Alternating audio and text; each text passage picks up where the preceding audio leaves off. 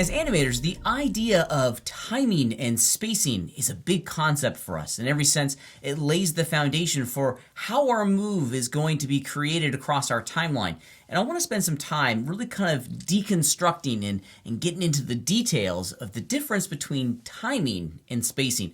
Now to do that, we're going to look at a simple example, and I encourage you to build this example on your own computer. I'm just going to use a couple little default cubes here inside of Blender to get me up and running. Let's go ahead and start building it here.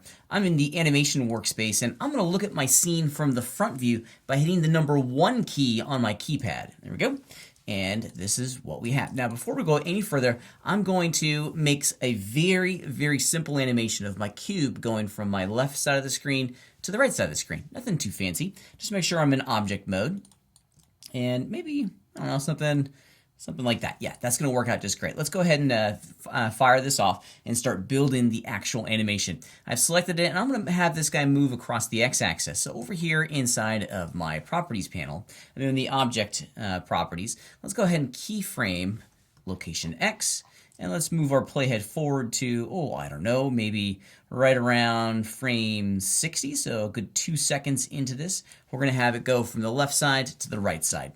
So with that, with the playhead stationed where I want, I'm going to grab it, hold down the middle mouse button to constrain its movement along the x-axis, and just place it over there. It looks pretty good. Now, because we moved the object, we have to go in and make sure we have a keyframe for that channel as well. Because once we have our set of keyframes down here in our dope sheet, yeah, now we can see that our computer's automatically going to interpolate or transition between those two values for us. And voila, we have animation. So what we've just established right now is the overall timing. The timing creates the almost kind of musical beats of the animation. The timing creates the structure. It defines the overall movements. The spacing determines the details, how that object is going to move inside of those two keyframes. Because we can favor and influence the weight of movement of this object based off of the details that we find in the graph editor. Let me show you specifically what I'm talking about here. So let's play our animation. I'm going to hit the P key, P is in parent, to go ahead and draw out a selection box inside of my timeline down here, which is just going to preview this area of my animation. And I might even do it again just to make it a little bit smaller. That way I don't have to go in and continually to adjust all of my animation properties. Yeah, there we go. That's looking pretty good. So that's the overall timing of my animation, and I think I want to make it a little bit faster. Move those keyframes together so the distance that we're traveling is going to be completed in a much shorter amount of time. This is the function of the dope sheet. We establish the overall timing of all of our keyframes and the general pacing of the movement itself. The dope sheet allows us to think kind of like the big picture, the macro view of our entire animation. Let me show you specifically what I'm talking about here. I want to go in and change the timing of this. I don't want to change the location of where my cube is going to start and stop. I want to change when it's going to start and stop. So I'm changing the timing here. So initially I blocked out from 1 to 60 was going to be when my animation was going to take place. Let's shorten it. Let's take it from 1 to 30 just by moving the keyframe inside of my timeline on the dope sheet itself. Now if we were to play back the animation, yeah, here we go. It's going to cycle here. Happens much faster. So we've adjusted the timing. We haven't, however, adjusted the spacing, the details that happen within between those two keyframes. And that's the role and the function of the graph editor. Let's go ahead and go and transition our interface down over here into the graph editor itself. Okay. And of course, as a reminder, you can also do Control-Tab on your keyboard to very quickly swap back and forth between the dope sheet and there it is. There's the graph editor.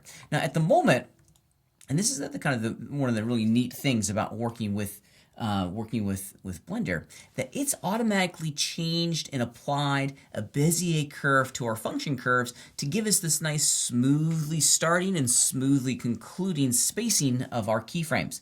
So if you look at the way that this arc has been created here, this establishes the spacing or influence the spacing.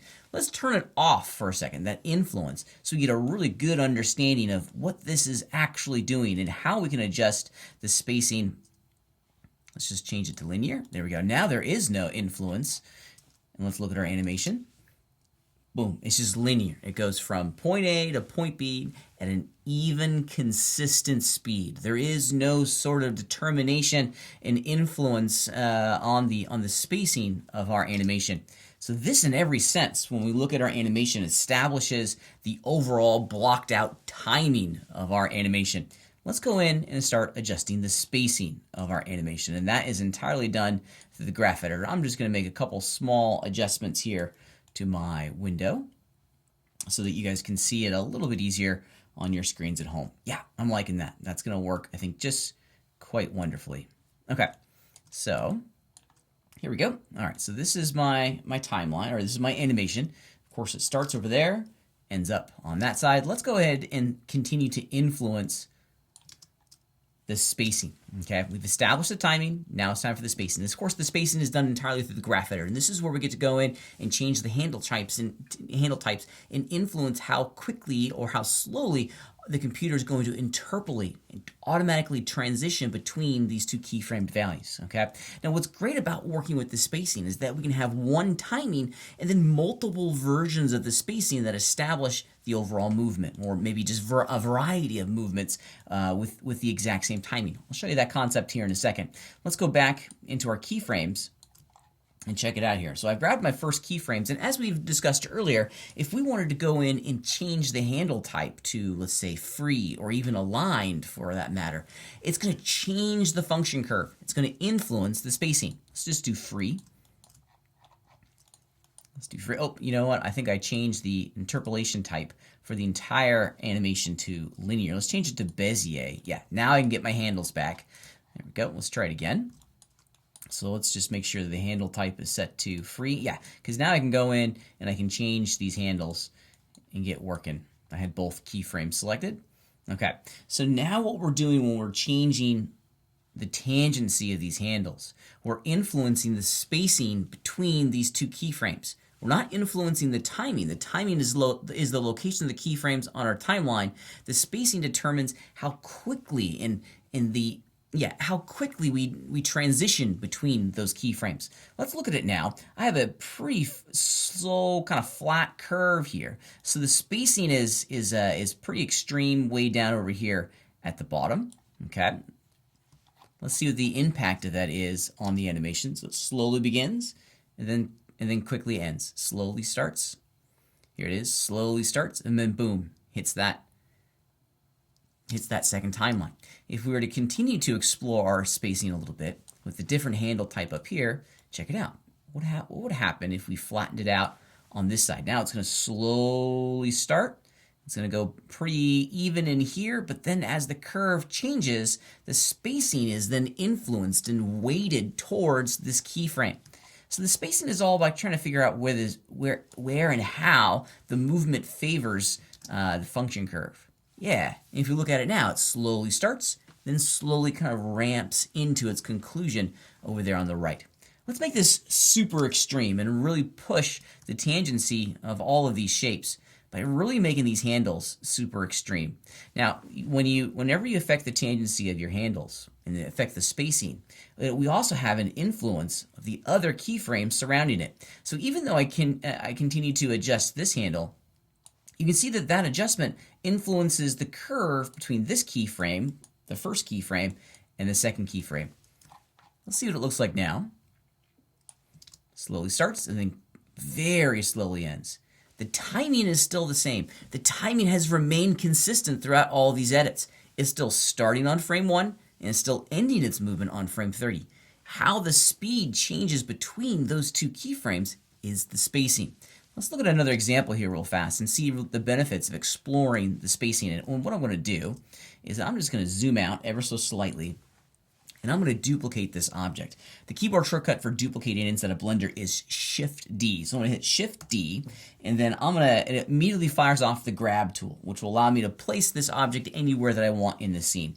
I can filter which axes I'm going to manipulate this object with the Z key. So now it's only going to go up and down. Something like that. There we go. So in every sense, I have two copies of the exact same animation, exact same cube animation inside of my scene. Let me get my screen back to where it was. Now what this is going to allow us to do is have fun with the spacing. We're not going to change the timing of this animation. We're only going to change the spacing in between the keyframes. Let's do it real fast. We're going to go to this first one here. So this is cube. I'm just double checking to make sure I've got the right one selected in my outliner. Yep. And now I am with great certainty, and I am looking at the function curves for the first one, the top cube inside of my timeline. And I'm going to change, its handle type back to vector, which is very similar to a linear interpolation, but it gets those handles. And now with that one difference, let's check it out what the result of the animation is going to be. Now look at the top one. It evenly continues its movement from the left side to the right side. It has a consistent kind of speed, if you will. If you notice, the top and the bottom one both start and stop their movements at the exact same time. The timing is identical. We haven't changed the timing, but the spacing, the weighted movement of speed with the inside of those keyframes is different from each other. The top one is moving at a consistent kind of miles per hour, if you will, but the bottom one slowly starts, moves fast in the center, and then slowly ends to ensure that it ends at the exact same moment in time as the keyframe locations in our timeline determines. That's pretty cool, isn't it, right? These are two different examples, or two different objects that illustrate the purpose of timing and spacing.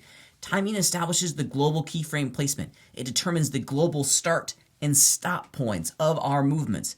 And the spacing kind of figures out the details in between those two keyframes. It allows us to adjust the weight of our tangent of our function curves with those tangent handles inside of our graph editor. The timing is almost always going to be established in our dope sheet. It's a purpose-built environment for that workflow. And the spacing is almost always going to be established and influenced inside of our graph editor.